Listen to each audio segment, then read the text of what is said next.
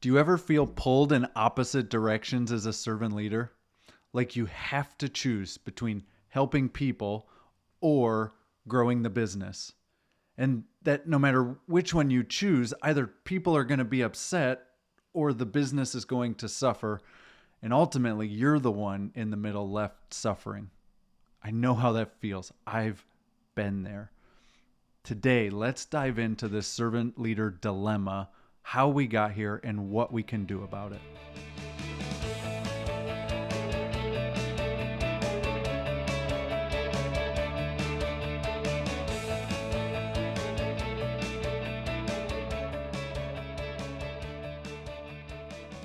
Welcome to the Leadwell podcast, the show where we help you redefine your servant leadership to amplify your integrity, influence, and impact as a leader so that you can lead well.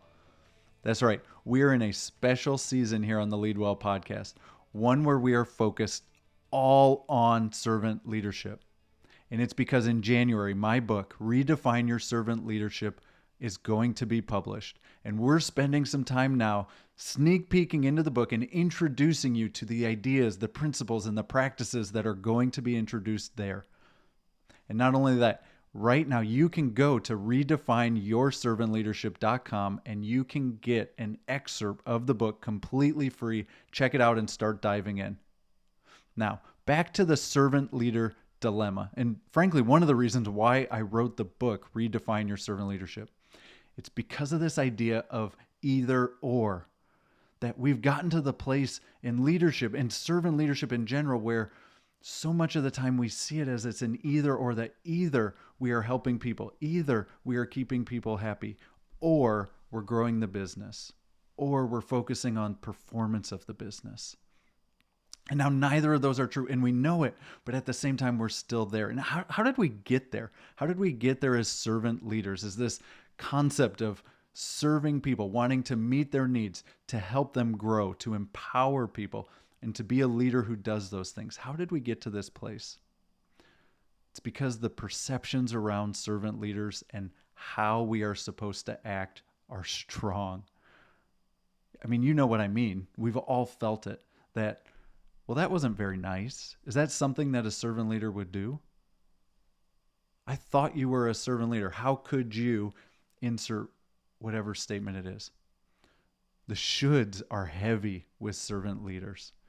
We feel them, that not only is there a proper way to do things, but when we don't, then there's judgment and perception that comes with that. And so, as not to be bossy, as not to be that stereotypical, traditional kind of boss or leader, we aim to avoid it as much as we can. And we cling to some of those perceptions, even when they go far beyond being helpful, right? Servant leaders get the perception of being nice and people-pleasing because they're kind. Servant leaders get the perception of kind of being rose-colored optimists because we are always hopeful. And still sometimes we lean all the way into that servant heart, so much so it becomes a bleeding heart because we're trying to avoid these other things. Now, this either or doesn't help. And frankly, servant leaders have the opportunity to do and. But let's look at some things that have really separated this out. I want to bring to you a Forbes article. So this Forbes article is titled Traditional Leadership versus Servant Leadership. And it really amplifies the dilemma that you're feeling, that I was feeling with what it is to be a servant leader. Here's what it goes into. And now let me tell you, it doesn't actually delineate like, ooh, which one is better, but it clearly says that if you want to succeed in business, if you want to grow and have a successful, thriving, high-performing organization, enter servant leadership at your own risk.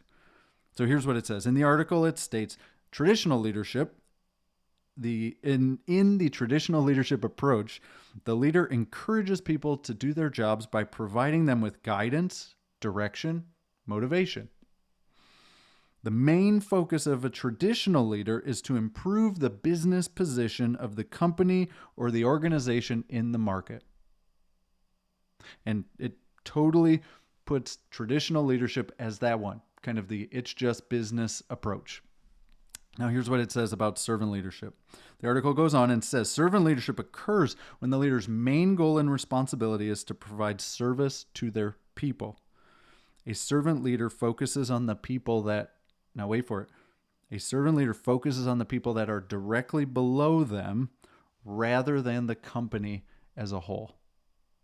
And this article and these two things right here further cement the servant leader dilemma that it has to be either or, that we either are focused on people or we're focused on the business, and that we can't do both.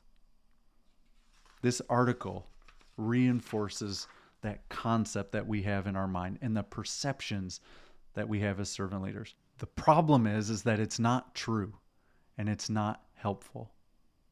This servant leader dilemma, looking at things as either or, either people or the business, ultimately puts us in a place where it hurts our integrity, where we sacrifice some of the influence that we can earn, or it limits the impact that we're able to make both for the people and in the business. Let me tell you about how this played out for me. I was a rising leader because of this identity and kind of approach as a servant leader, where I wanted to help people, where I wanted to say yes, where I was leading by example, where I was trying to do the right things for the right reasons. That type of approach, it led to some really great results and some promotions, and I was able to continue to earn and gain more opportunities and places and positions to lead. And at every new place, there was a new challenge, and being able to kind of help people over here, but then make sure all the business stuff was taken care of and keep these two kind of separate or just happy enough was starting to come at odds with each other. And I was really faced with this dilemma and struggling, so much so that I get into a new position with new leaders. It's an executive level position, and we're in a meeting, and I think it's going great. And we leave, and my boss says, "John, can I talk to you for a second?" And I knew it wasn't really one of those like, oh, just these quick 3 things that have been on my agenda list, but it was going to be something deeper. And so we walked down the hall, and he said, "John, I know that you are a person who is honest and that cares about integrity." And frankly, he was right. And I had put a lot of my own leadership and servant leadership on that very kind of principle. And then he went and he said this: "However, your inability to engage in conflict and to disagree with people in the room and not then just go do the thing that you want to do anyways has us thinking that you're being dishonest and that you're doing these things on purpose. And to stay a part of this team and in this position, you need to work on that." And I kind of choked out like, "Okay, thank you." And then quickly exited stage left so that I could collect myself and figure out, what do I do with this powerful, hard, wonderful feedback? That my desire to keep people happy, to people please, to be nice, to show care, to help, actually led to the place where I was avoiding some of the things that I had to do most, like tell the kind truth and engage in conflict and bring together the business needs with the strategy and the service of people. And my integrity was being questioned. My whole identity was being threatened. And this is the dilemma with servant leaders and with keeping it as an either or. Just like Forbes said, that it is the goal of the traditional leader to improve the business position, and it is the main goal of the servant leader to make sure that the people are served. And I'm here to tell you that as servant leaders, it's not an either or, that we have a whole lot of experience with and. We serve and we lead, and that there is strength in the tension. So to move past this dilemma, the servant leader dilemma, replace either or with both and. And here's one of the ways that I'll outline this, and you can get more in the book, Redefine Your Servant Leadership. But as servant leaders, we don't just serve the business. We don't just serve people. We actually serve 3 things. And stay with me as we kind of wrap all of this into why most of us choose to serve and lead as servant leaders because we feel that there is a calling or a mission that we are on, a great purpose for the work that we do. We care deeply. We know that helping people is the path forward. And we also, because of our tireless work, because of leading by example, we know that results matter because the work we do matters to people we do it for. So let's talk about those three things that we replace the either or. It's not either people or business, but it is an and to solve our servant leader dilemma. And we serve three things as servant leaders. We serve the mission, that calling, that purpose, the reason the business, the organization exists, and why you do the work that you do.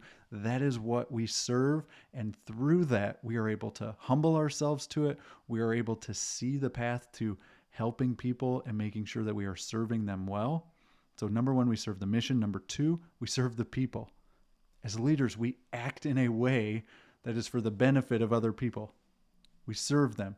And this is a part of helping them grow, empowering them, leading them to thrive. So yes, we serve the people. We serve the mission, we serve the people, and we serve the results.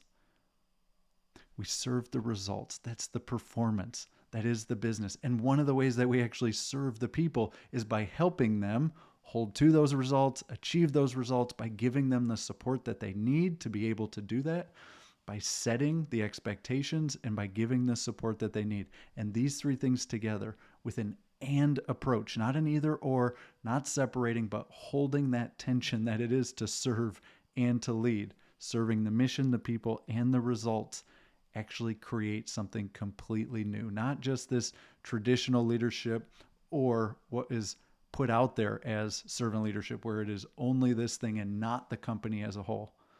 That taking this approach of both and, let's just lay some of those both ands out. People and profit, kindness and conflict, empathy and action, leading by example and holding others accountable, doing things for the mission to also make money. When we hold these things together, this tension actually makes it stronger, and it creates something completely new and different. And it creates a self-fulfilling cycle where now all of these can be met. The mission, the people, the results, by putting them in a proper priority order, by holding on to the and.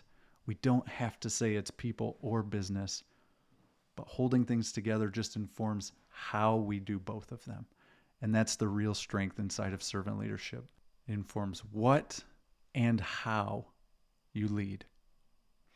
Y'all, if this servant leader dilemma, the feeling of being pulled in opposing directions and that neither one of them are producing the results that you want, that the work that you do deserves, go today to redefineyourservantleadership.com, get your preview chapter of the book, and get ready, because in January the book will publish and you can grab it and you can go through the process of redefining your servant leadership.